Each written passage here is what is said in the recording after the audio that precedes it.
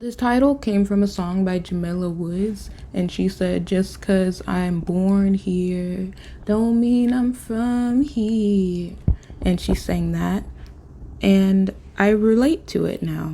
And I feel like how I relate to it is with our ancestors, how people have lived in tandem and friendship with nature and everything around them. How people have lived in relationship with each other and their children and their grandparents and everything, and it was peaceful, it was equal, it wasn't bad to say how you feel. Punishment was not needed, and people didn't own anything. They didn't have too much, they didn't have too little, though sometimes they would, but it wouldn't be detrimental to them like we have it now. And I wanted to read you a page from a song called Ain't About the Money.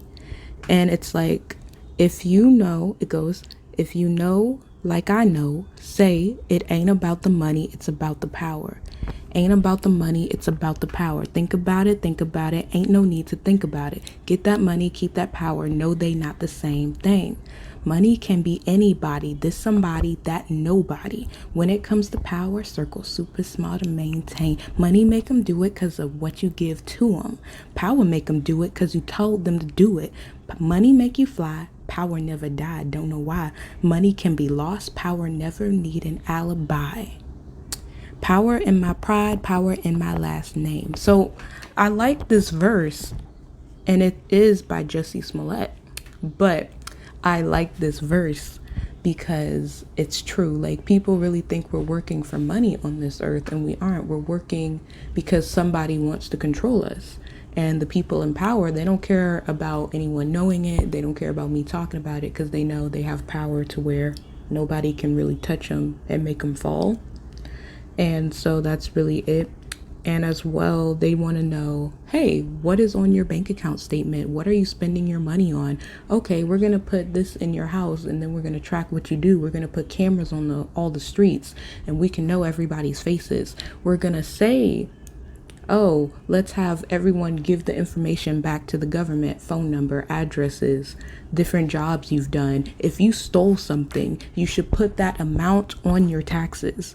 Like, everything is very much being tracked and recorded, and it's just more so now. Like, in the 60s, they didn't have the knowledge that they do in the 2020s, so it just gets it more and more advanced.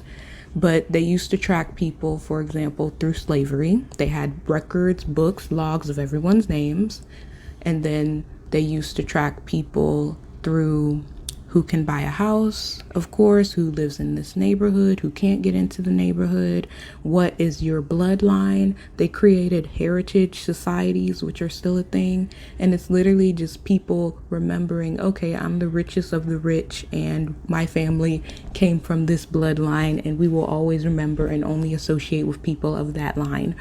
The way I see it is just, wow. And also I wanted to say power, because they can control what your children see, what goes into schools. They can control the media, of course. And that's why I think it's so much bigger than saying, oh, it's the fault of one person, because people, we are animals like anybody else. You have to spend more time teaching us things in comparison to other animals. Like, a cat can just grow up, walk, and become a cat. Babies, we have to take them, a good 5 years.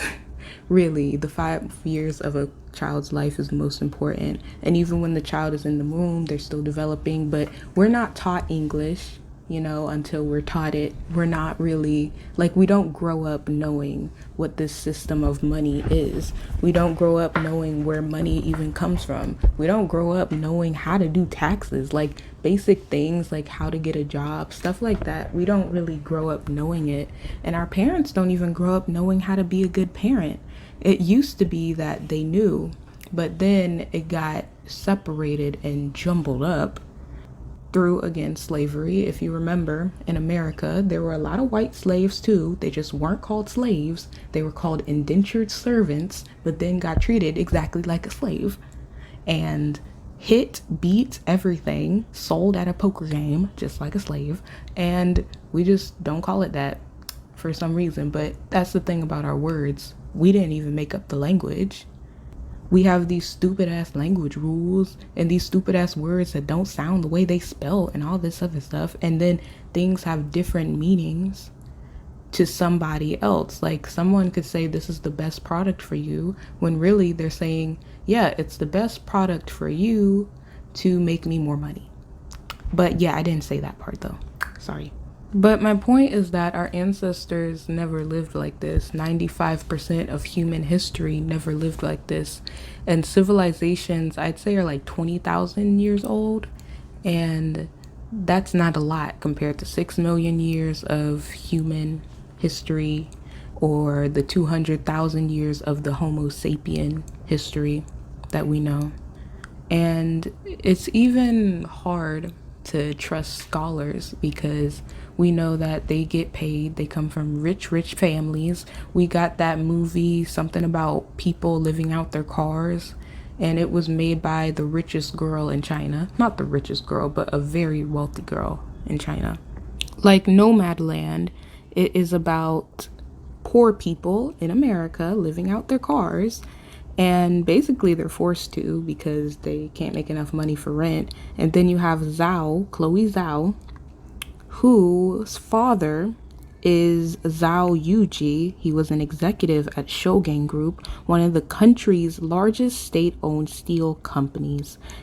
After amassing a significant personal wealth, he later moved on to real estate development and equity development.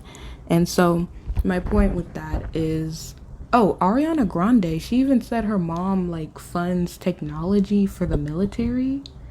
And these people, they're very much rich and connected, and the rich just get richer and richer, except it's not about money, of course. They get more powerful and more powerful because they pick and choose. They realize, hey, I need something to entertain people, to keep their minds, at ease while they have to work in my factories. Okay, I'm gonna need something to keep people, like, even though this business doesn't do anything to actually help them, I'm gonna just put up a name and say, hey, we have an organization to help you, put you in a homeless shelter if you're homeless. But then you go to a homeless shelter and they kick you out and they say they're overbooked and they have bugs, roaches, they never clean it, like it's horrible quality. Like things like that is what I see. And then I wanted to add again, like the powerful, money over power.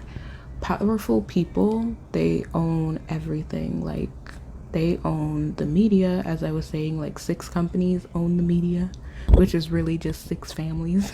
But they own the grocery stores. If you see a lot of the food products and the cleaning products, drinks, like meat, everything is owned by the same company. Even makeup, everything is owned by the same person. You'll see poor people build up a company and then sell it to the major rich person who gave them like a $2 million deal. You'll see that happen a lot. And then you'll also see restrictions because they're like, oh, this is how poor people are getting rich now. Let's just put them back in that lock. Let's lock them down to staying poor. Why? Because they want the power to have people producing at the bottom and working, because they have like class differentiation for a reason. It's more like, okay, I'm the richest one, I'm gonna be at the top and decide who gets everything else, from houses, who gets clothes, who gets food, everything. But we have to keep someone at the bottom to do the work that we don't want to do, but then we also have to keep the people in the middle feeling good. And we have to keep those people working at the bottom to help our middle class people feel good, because they're the ones who could be in our militaries, in our police system. They're the ones who could be helping us, do things that run the city, like having churches and, having things like insurance. I think I already said insurance, taxes. And the function is to make people keep paying for their life every single month.